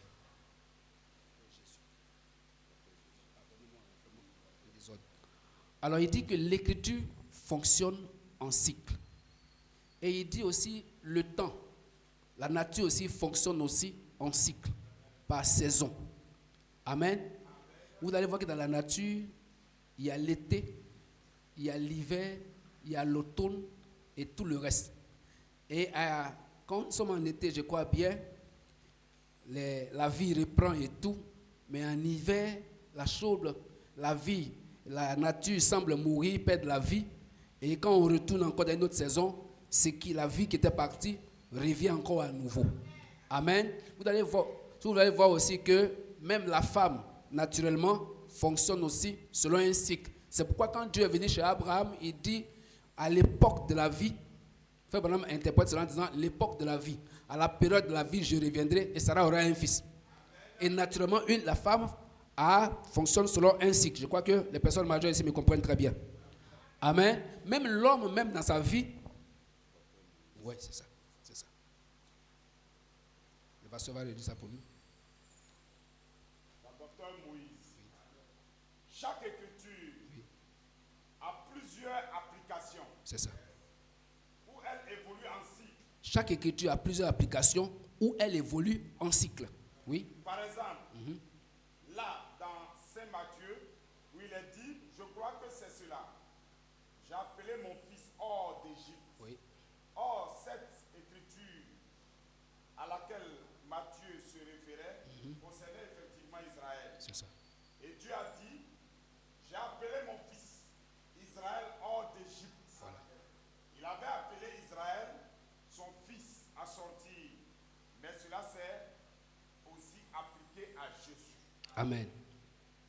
J'ai appelé mon fils hors d'Égypte. C'est ça. Voyez-vous comment cela se répète? Le cycle de temps revient très souvent. L'histoire se répète. Oui. Et les écritures se répètent au cours des âges. Tout érudit sait cela. Oui. Celui qui a déjà étudié cela du point de vue spirituel, pour voir comment les écritures se répètent, évoluent en cycle comme cela. Absolument. Qu'elles le font. Amen. Amen. Merci, pasteur. Alors, vous voyez, donc, comme le prophète le dit, l'écriture évolue en cycle. Et c'est pourquoi même la nature et la parole évoluent ensemble. Et je disais au frère, même à Diaké, je crois, le vendredi, avant de venir ici, je disais que Dieu, qui est le grand architecte, qui est la fontaine d'amour, comme tout, on voit souvent pas chez les architectes, mais ceux qui font parfois les sculpteurs ou qui font des grands dessins, parfois ils mettent leur marque en dessous de leur œuvre, de l'œuvre qu'ils font. Et quand on lit, on sait que ça, c'est l'œuvre de telle personne. Alors Dieu aussi, quand il a fait la nature, il a mis sa marque dans la nature. De telle sorte que quand vous observez bien la nature, vous voyez la marque de Dieu, vous voyez Dieu à travers la nature. Amen. Comment? Frère Branham dit que la vie éternelle, c'est vivre pour les autres. Amen. Amen. La vie éternelle, c'est vivre pour les autres. Or, c'est la vie éternelle qui a amené la manifestation. Quand il y a la vie éternelle, je dis Dieu qui a envoyé la manifestation. Amen. La nature. Alors, il a laissé sa marque sur la nature. De telle sorte que quand vous regardez dans la nature, rien ne vit pour lui-même. Tous les fruits qu'un arbre peut produire, l'arbre ne produit pas pour lui. L'arbre produit pour l'autre. Et comme l'arbre ne se soucie pas de lui-même, de pouvoir manger ses propres fruits, alors en retour, il y a un autre élément qui va s'occuper de lui en retour pour lui apporter ce qui est nécessaire. Amen. Quand vous regardez les cours d'eau, vous allez voir que l'eau part à la rivière ira au fleuve, le fleuve à la lagune, jusqu'à ce que ça va dans l'océan. Et l'océan en retour, lui aussi fait appel au soleil, et le soleil permet que les rayons frappent, et puis ça s'évaporise, et ça revient encore à nouveau. C'est un cycle. Amen. Et vous allez voir, madame, que toute chose ou toute personne veut dire qui accomplit le but de Dieu a droit à la résurrection. Amen. C'est pourquoi vous voyez dans la nature, quand on coupe le bananier, à côté il y a un rejeton qui ressort. Pourquoi? Le bananier dans la nature a accompli le but de Dieu. Et spirituellement aussi, quand tu es sur la terre, que tu as accompli le but pour lequel Dieu t'a fait, alors en retour, amen, tu as droit à la résurrection. Pourquoi ces gens qui ne croient pas en Dieu ne résisteront pas? Ils n'ont pas accompli le but de Dieu. Ils ont été sur la terre sans toutefois accomplir le but de Dieu. Alors tout évolue en cycle. Dans la nature comme spirituellement. Alors spirituellement, pour ce qui nous concerne, il y a eu un premier exode. Et vous voyez dans la façon de faire de Dieu, Dieu va de la faiblesse à la perfection. Dieu va de l'ombre à la réalité. Dieu part de l'image au parfait. Il y a eu un premier exode, c'était sous Moïse. Et cet exode-là, c'était un exode physique où il fallait prendre un peuple physique pour les conduire dans un pays physique. Plus tard, vient un autre exode qui, celui-ci-là, est spirituel. Amen. Où il fallait quitter le judaïsme pour entrer sous Christ, pour croire en Christ, naître de nouveau. Et c'est un cycle. Plus tard, à une autre période donnée, nous voyons à nouveau un troisième exode. Celui-ci, c'est de prendre les gens de la nouvelle naissance, les conduire à la nouvelle naissance et de la nouvelle naissance à la perfection. C'est pourquoi vous avez bien remarqué, Frère Branham a insisté beaucoup de fois sur le fait de naître de nouveau. Parce que c'est en naissant de nouveau, en ayant le Saint-Esprit, que toutes les autres promesses auxquelles nous attendons seront réelles pour vous. Amen.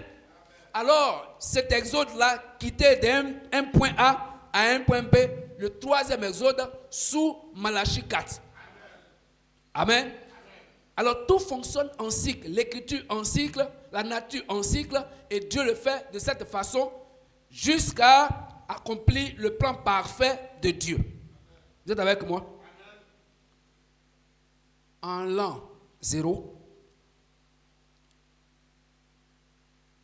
dans le monde astral, si on veut le dire ainsi, je ne sais pas si j'emploie le bon mot, selon que Frère Branham nous a enseigné, 3 étoiles sont passées sur le même orbite et un grand ton a été fait à la terre.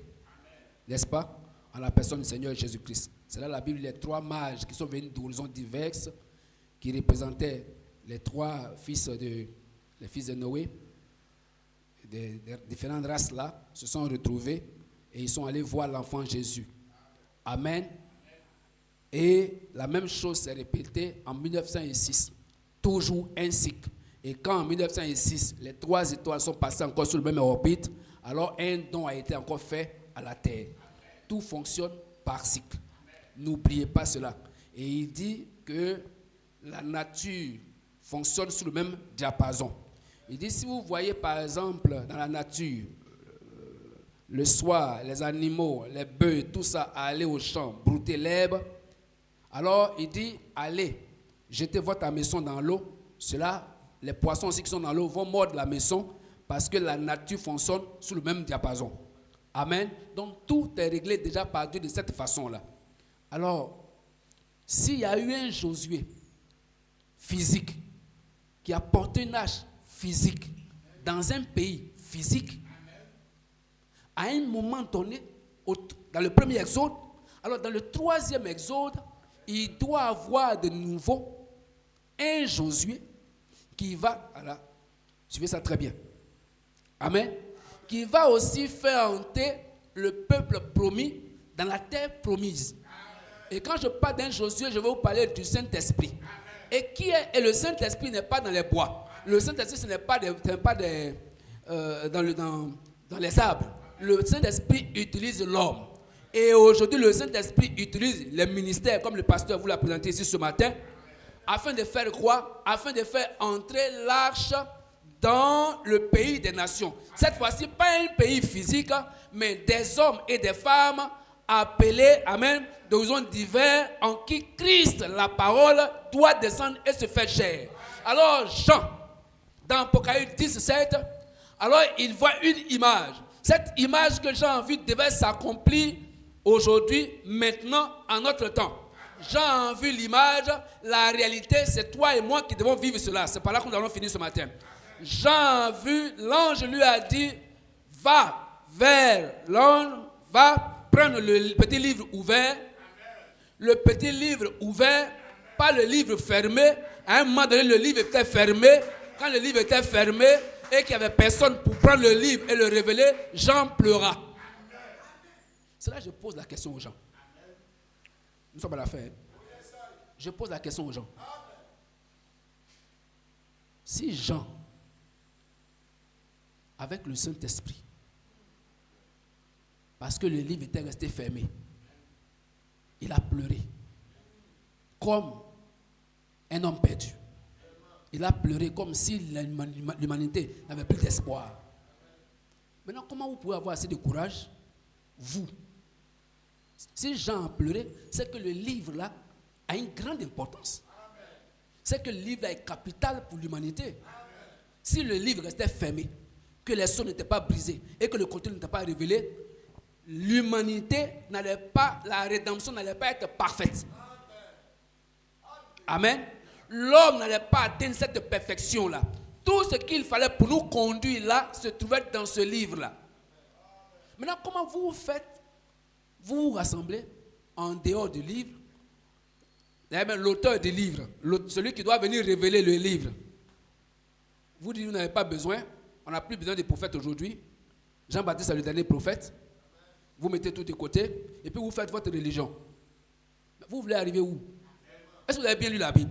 Si Jean a dû pleurer pour ça, pour ce livre-là, mais comment vous vous réunissez en dehors du livre et vous réjouissez toujours? Mais frère, on devait réfléchir à ça. Mais les gens ne réfléchissent pas à une telle chose. Ils continuent une religion, mais vous allez où? Vous allez dans le chaos. Ce n'est qu'une forme de foi, mais ce n'est pas la vraie foi. Ce n'est qu'une forme de rassemblement, mais ce n'est pas le vrai rassemblement, parce que Dieu se retrouve dans l'assemblée des dieux. Amen. Alors, il fallait qu'au temps du soir, comme Jean l'a vu, et que ce livre-là a été ouvert, frère Branham dit que Jean symbolise un homme, une femme, une jeune fille, un jeune garçon. Donc Jean symbolisait dans cette vision-là, toi et moi.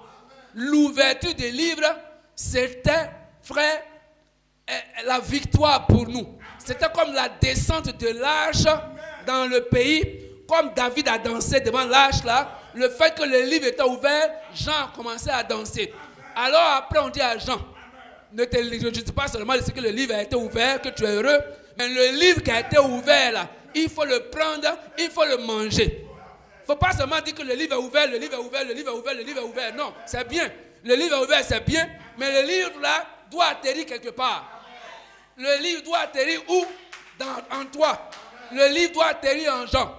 Et maintenant, ce qui attire mon attention, pour lequel je vous ai pris ce passage, et là on va chuter là, c'est quoi? On parle de l'arche. On dit l'arche a été introduite dans le pays des nations, et on ne dit plus rien de l'arche. Même plus tard, quand Salomon fait le temple, la construction, l'arche est dans le temple de Salomon et tout, mais à la suite là, on ne dit plus rien, Jésus apparaît et tout cela. Mais comment? Dans le pays des nations. Donc l'arche finit sa course là, dans le pays des nations. L'arche finit sa course dans le pays qui était habité par les nations. Et les nations sont chassées et l'arche descend là. C'est ce que Jean avait vu. Sous une autre forme. Jean voit, on dit prends le livre, mange le livre.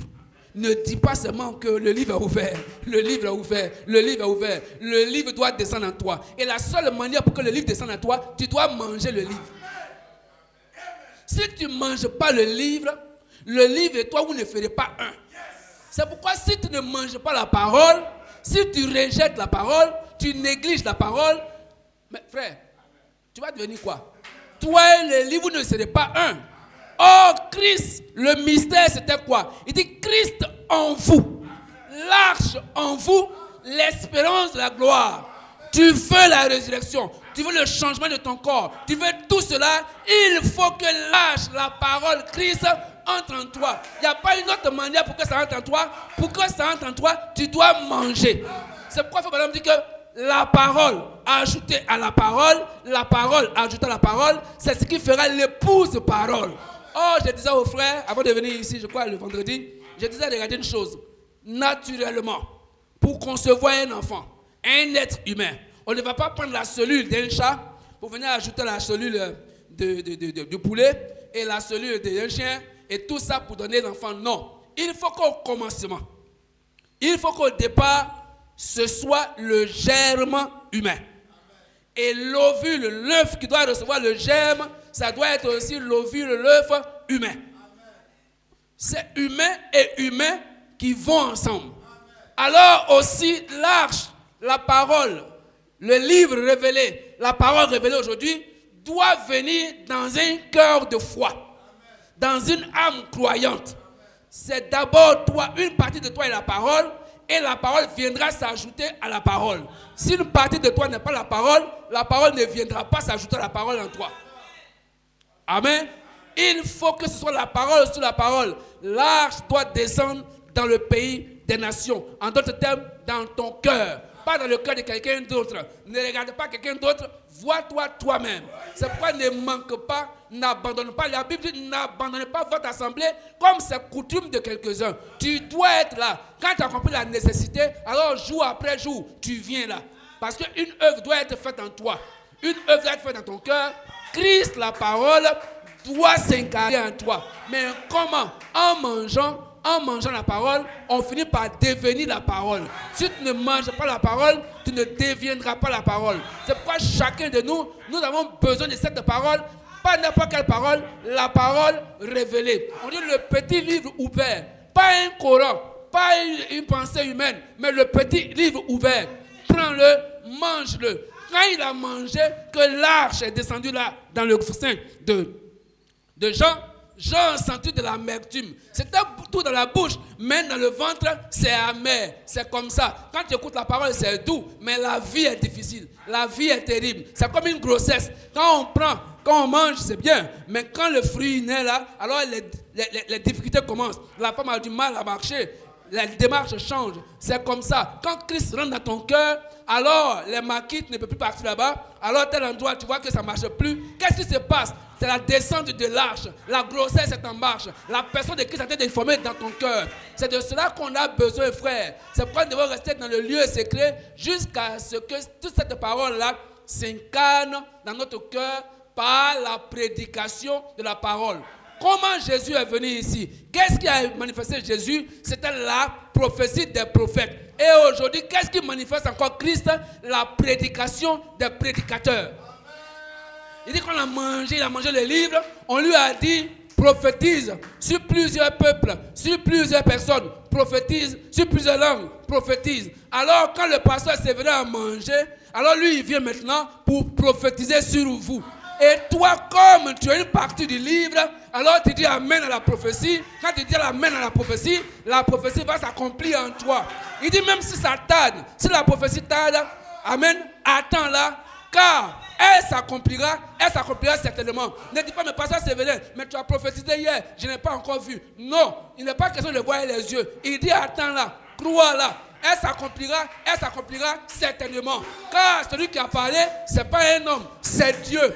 Amen. Ça vient du ciel. L'arche lui-même n'est pas venu de la terre, c'est venu du ciel. C'est Dieu qui a montré à Moïse sur la montagne comment faire l'arche. La manière même d'adorer là, c'est Dieu qui a montré. C'est pourquoi si ton adoration est contraire à la volonté de Dieu, au modèle d'adoration de Dieu, ton adoration, elle est vaine. Toute adoration qui ne vient pas du modèle divin, du modèle révélé par Dieu, aujourd'hui, elle est vaine. C'est pourquoi vous devez adorer conformément au modèle. Et quand tu adores conformément au modèle et que tu reçois la parole révélée aussi aujourd'hui, Alors, par qui? La Bible dit, l'arche a été introduite dans le pays des nations par Josué. Amen. Ton Josué est ici aujourd'hui. Je ne parle pas de moi, je parle de ton pasteur. Le Saint-Esprit est là partout pour former cette épouse-là. Amen. Par la prédication de la parole. De même que les gens ont dit, quand il a mangé les livres, il a commencé à prophétiser. De nouveau aujourd'hui, quand les prédicateurs ont mangé cette parole, alors vous voyez l'inspiration commence à venir, ils commencent à prophétiser à nouveau. Amen. Oh, regardez une image, j'ai fini par là, pardonnez-moi, je descends par là. Quand Dieu est arrivé chez Abraham, avant que Dieu puisse dire de bonnes paroles prophétisées, Dieu a mangé. Quand Dieu a mangé et que Dieu était maintenant réjoui, alors Dieu a commencé à prononcer la prophétie, prononcer la parole. À cette même époque, je viendrai, Sarah sera enceinte. Quand le pasteur Séverin mange la parole, qu'il est réjoui, alors il vient maintenant vers vous et il prophétise, il parle. Et comme il parle sous l'inspiration du divin, alors le divin fera accomplir ce qu'il a dit. Et n'oubliez pas cette image-ci. Oh, il faut que j'arrête. J'ai fini par là, ne vous en faites pas. N'oubliez pas cette image-ci. Il y avait un prophète, Ézéchiel, qui avait vu une vision. Il avait vu des ossements desséchés dans une vallée. Alors qu'il a vu ces ossements desséchés là, amen, il n'y avait aucune vie, c'était la mort. C'est pourquoi je vous dis que l'âge s'en fout de l'ennemi qui est en face, de la condition de la personne, non. Si c'est une terre propice à l'âge, elle viendra là. Alors il est venu, il voit le chaos, des ossements desséchés partout. Alors la question lui est posée. Crois-tu que ces ossements peuvent vivre? Il dit, ah Seigneur, ça, toi tu le sais. Il dit, ok, comme moi je ne fais rien sans l'homme, l'homme est mon associé. Tu vas aller au ciel sans l'homme. Tu dis, non, moi je m'en fous de l'homme, moi je vais aller au ciel. Tu vas aller au ciel comment? Israël ne connaissait pas la route du Canaan. Qui pourrait les conduire? Il faut un homme. Si aujourd'hui tu vas aller au ciel sans un ministère, tu n'iras nulle part. Alors comme tu es mon associé, alors voilà ce que tu vas faire. Parle parfaitement selon ce que je t'ai dit. N'ajoute pas un mot. Tu as compris? Il dit oui. Prophétise. Ézéchiel prophétise et il voit un craquement. Ce n'est pas Ézéchiel qui a produit le craquement. C'est la parole inspirée, prophétisée par Ézéchiel qui a produit le mouvement dans les ossements desséchés. Ce n'est pas le pasteur qui produit en toi le changement, mais la parole qui est parlée, la parole qui est prêchée, sous l'inspiration du Saint-Esprit, alors produit des effets dans ton cœur. Amen. Et il a continué, au fur et à mesure qu'il prophétisait, le changement s'opérait et pour finir, une armée s'est tenue debout. Qui a fait cela? Dieu l'a fait et il a montré cette image-là dans sa parole. Et aujourd'hui encore, la même chose, cette écriture doit de nouveau s'accomplir. Qu'est-ce qui doit s'accomplir? Des hommes et des femmes pris dans l'informité, des hommes et des femmes prises dans le chaos, des hommes et des femmes prises totalement dans la mort, comme la tête est dans le chaos, pris de ce chaos-là, Dieu a dit, afin de faire paraître devant lui une épouse sans tache, ni ride, irréprochable. Et ce que nous disons là, nous ne disons pas pour le dire, la vision céleste l'a déjà montré. Amen. Cette épouse a défilé devant le prophète avant qu'il quitte la terre. Il a laissé la semence, il est parti. Alors les ministères sont sur la terre pour prendre cette même semence-là et ensemencer l'épouse de Dieu. C'est pourquoi si tu crois cela, amen, de tout ton cœur, cela arrivera et cela arrivera certainement. Ce n'est pas la parole de l'homme, c'est la parole de Dieu. L'arche est aujourd'hui dans le pays des nations afin de pouvoir s'incarner dans chaque cœur. Si tu portes Christ en toi, ne crée rien. Sois tranquille. Petit troupeau, ne crée rien. C'est Dieu qui t'a choisi pour accomplir cette œuvre en toi. Que le Seigneur vous bénisse.